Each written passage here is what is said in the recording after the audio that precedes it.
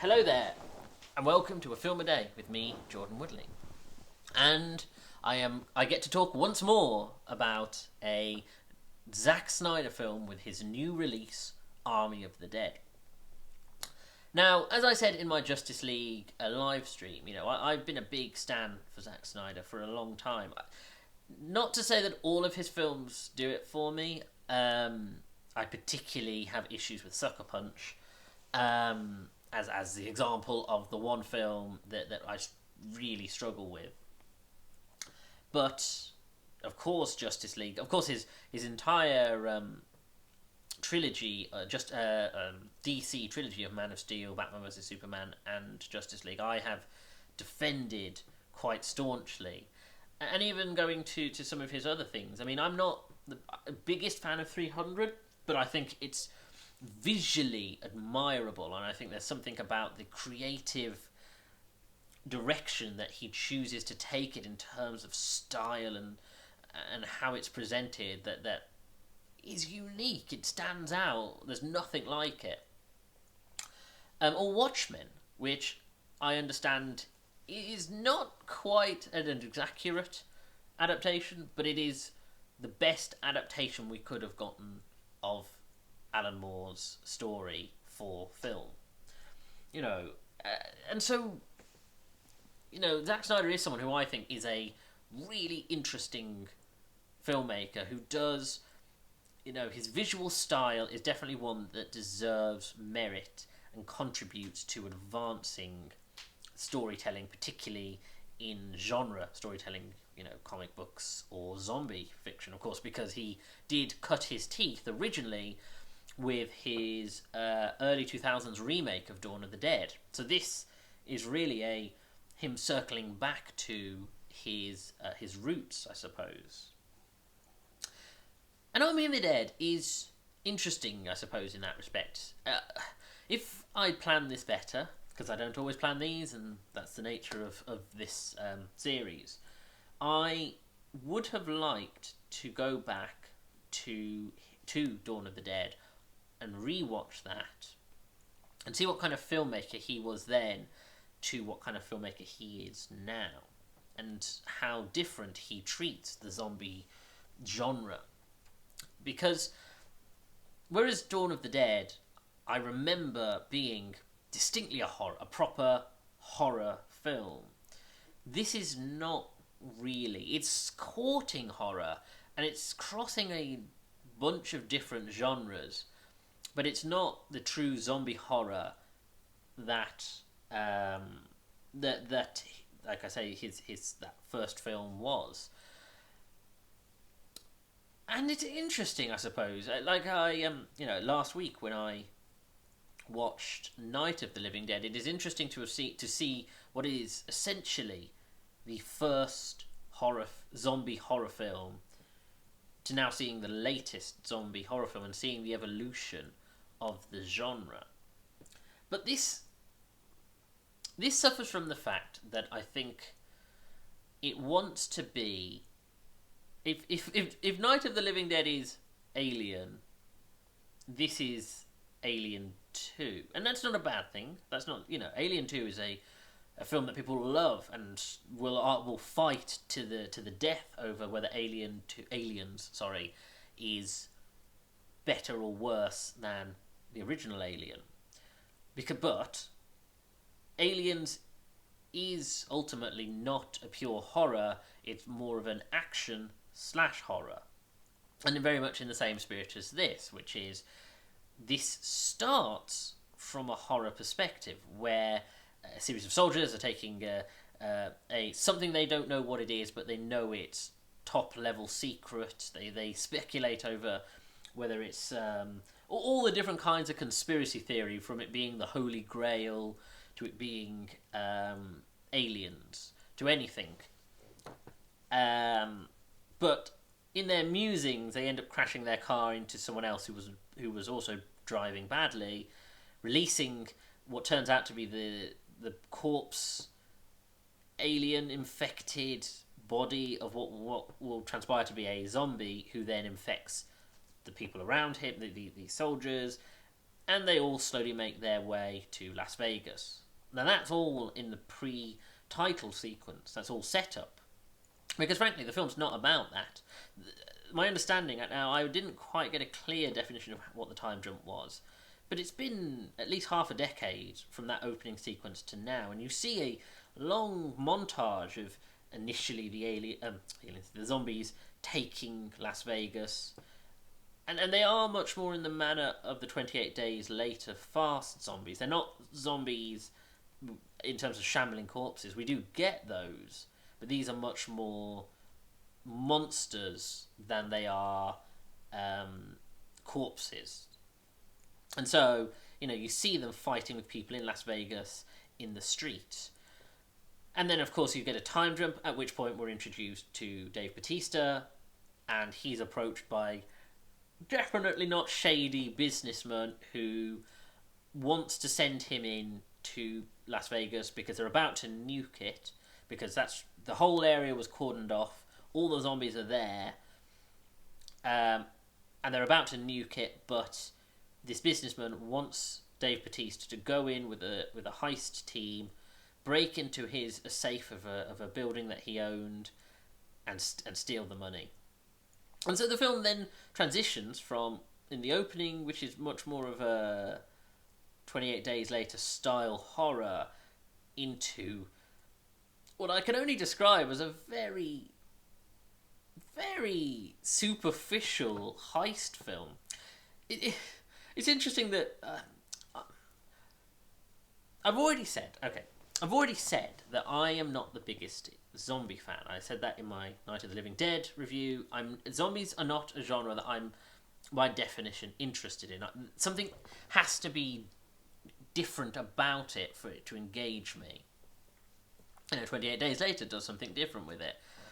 Night of the Living Dead, of course, was the progenitor, so it has a unique voice. And I would love to maybe go through some of the Romero ones and cut my teeth on that, or look at some of the Peter Jackson ones. But zombies, by definition, are just not particularly a monster I'm interested in. So I'm already on the back foot with that. And heists. I love heists. I think heist films are phenomenal. I watched Ocean's 11 when I was 13. I love that film. However, that means I'm incredibly fussy with heists. And being a cinephile means that I am well aware that heists have the same problem as murder mysteries, which is it's very easy to show the strings, to show, this character does this character does this, these are the plot beats, these are the arcs, in a way that practically you can see as storyboards, as scripts on the screen. And I think good heist films have to work very hard to shield us from that, because I'm watching it saying, okay, well, that character's this, they serve this function, that character's this will be their arc.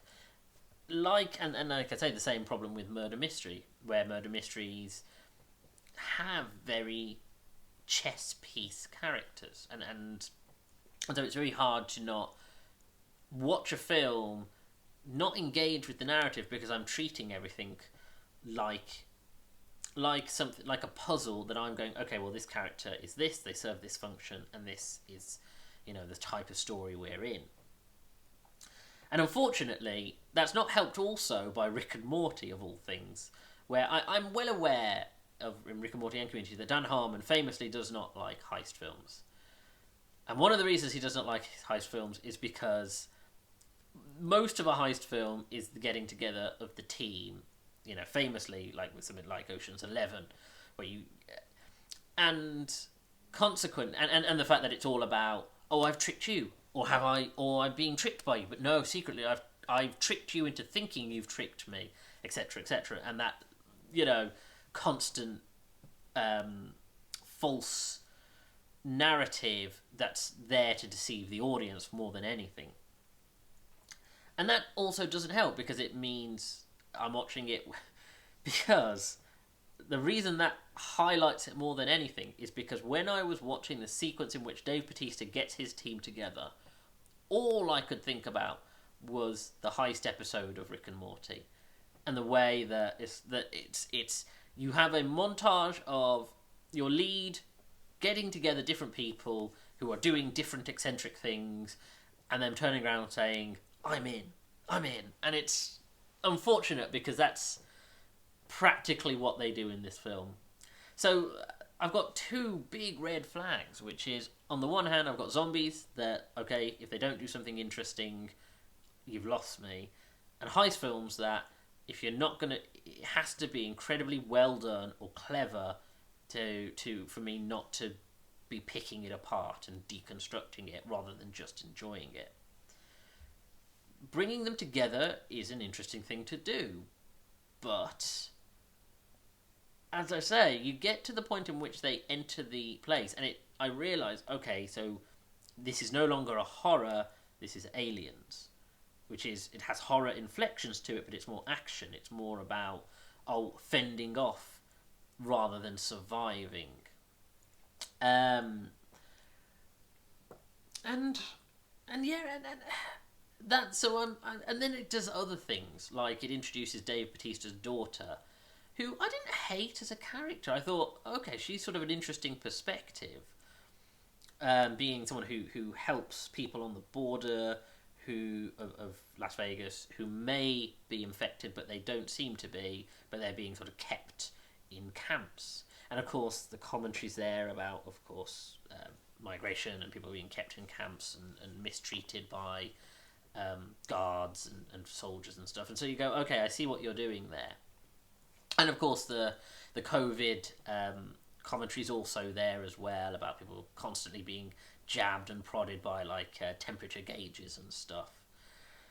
So the film has that sort of tongue-in-cheek, social commentary style of humour to it. I mean, it even in newsreels makes references to sort of the impulsivity of the president, and the fact that a big narrative plot point is the fact that the nuclear detonation is supposed to have been the following day after the heist, but because he thought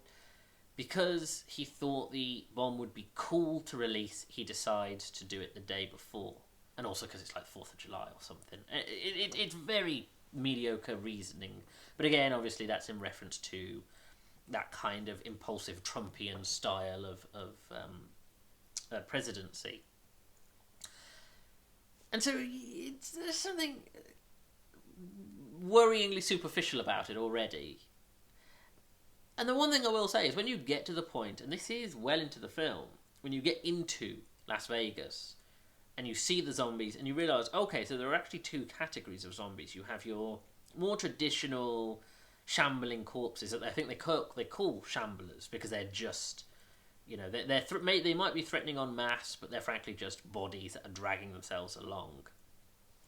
But then you also have the more 28 days later, the more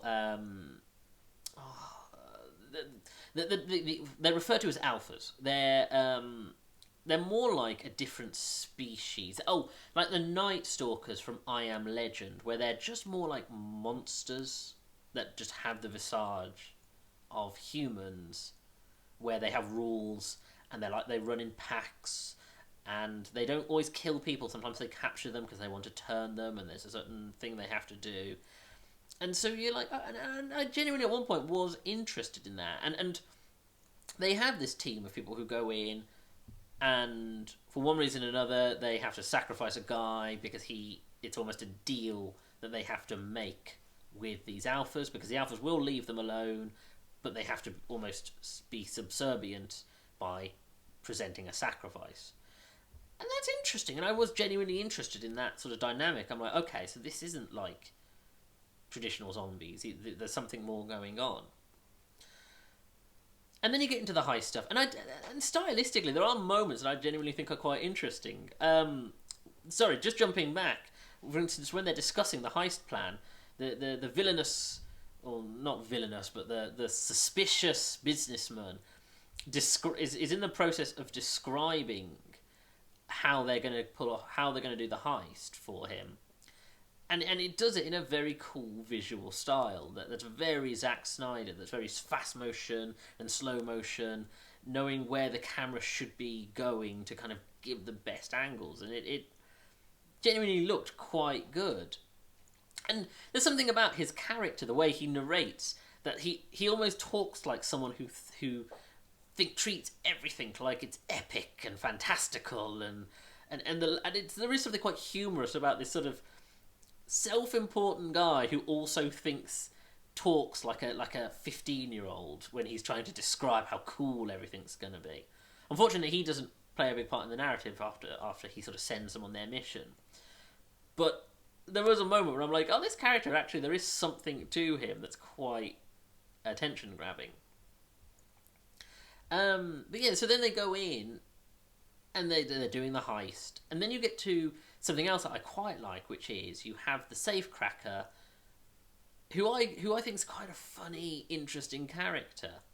And he's this sort of German, slightly eccentric, slightly excitable, and also not very good at dealing with zombies guy who's there because he's a good safecracker. And I don't know, there's something about the sequences surrounding him and the artistry that he treats safecracking that, again, appeals to sort of the heist film style.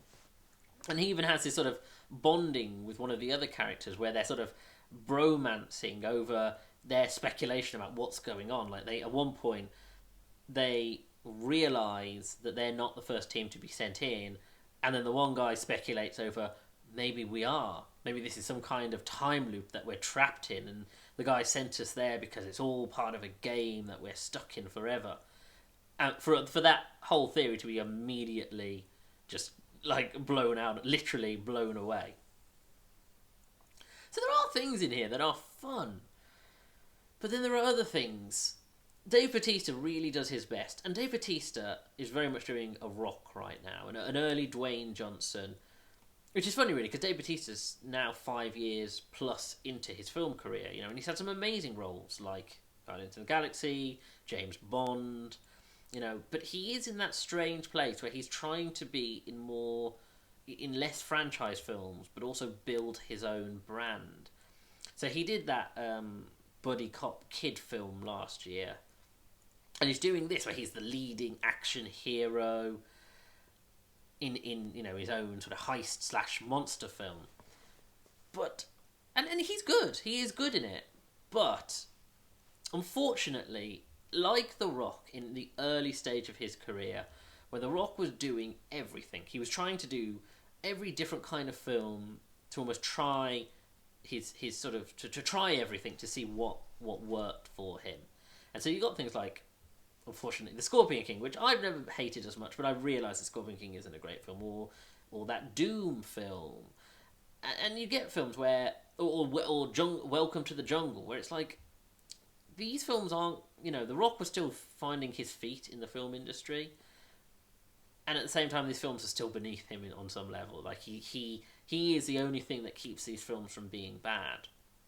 And I think Dave Bautista is very much in that same camp. He's very much, this film, even though it's a Zack Snyder film, and I know the visual style's good, I think the writing is not.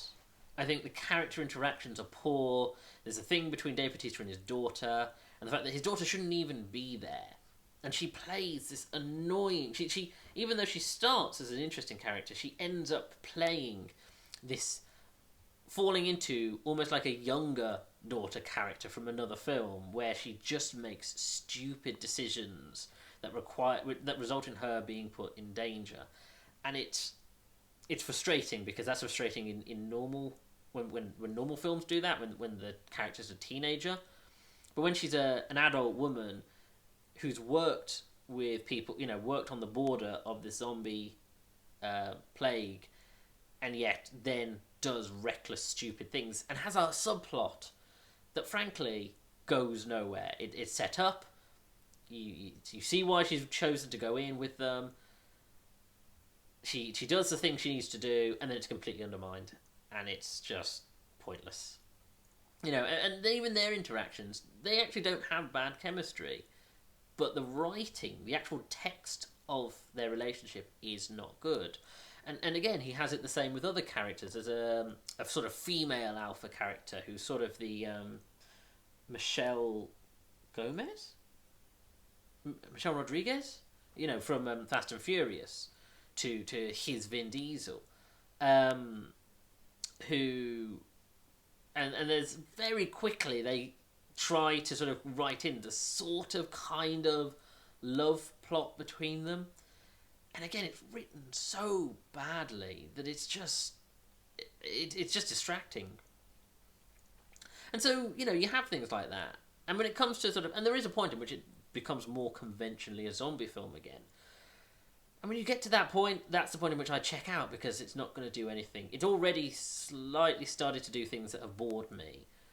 And when it gets to the third act, that's the point in which it becomes a very conventional zombie / kind of action film. And the other problem is, because actually, like I say, I was engaged for a long section of this, but the problem is, this film is 2.5 hours long. Now, I defended when Zack Snyder did the 4-hour cut of Justice League. I think the Justice League as a story, I think Zack Snyder's vision of it, and I think the fact that he wanted to do multiple films, but he only gets this one. And again, this is an epic Greek-style story. It needed the 4 hours. And again, it's done in chapters, so at least you don't have to treat it like a film. You can break it down as you choose. And I think it fit there, but here, this didn't need to be 2.5 hours long. It's way too long. Because and like I said, if it was 2 hours, maybe under, I think this could have engaged me. If it had cut the stupid subplot that the daughter's involved with. I know the daughter's a good actress, and I know that they're planning to give her her own spin-off TV series or something. But frankly, if they found another reason for her to be involved in the plot, which didn't involve the subplot that's terrible, they needed to cut that. They needed to cut a whole bunch of other things. Like Zack Snyder, unfortunately, as I said, if you put this alongside Dawn of the Dead, where he's incredibly disciplined, he's got to the point now where there are sequences that he spends too much time on, and he'll cut away from something and then cut back to it and then spend time on it when we don't need to see it at all. And I think that's the problem. That's the Zack Snyder problem, that this is a bad sign when he doesn't have the discipline that he once had, for things like Watchmen or 300.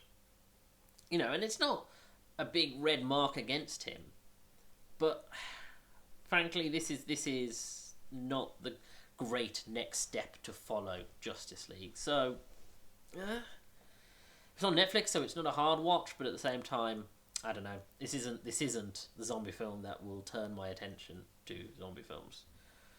It's also a little bit late, where we've reached the end of the zombie craze. So, anyway, thank you for joining me. If you like this video, hit the like button, comment below, and share the video, because those all help me in the algorithm.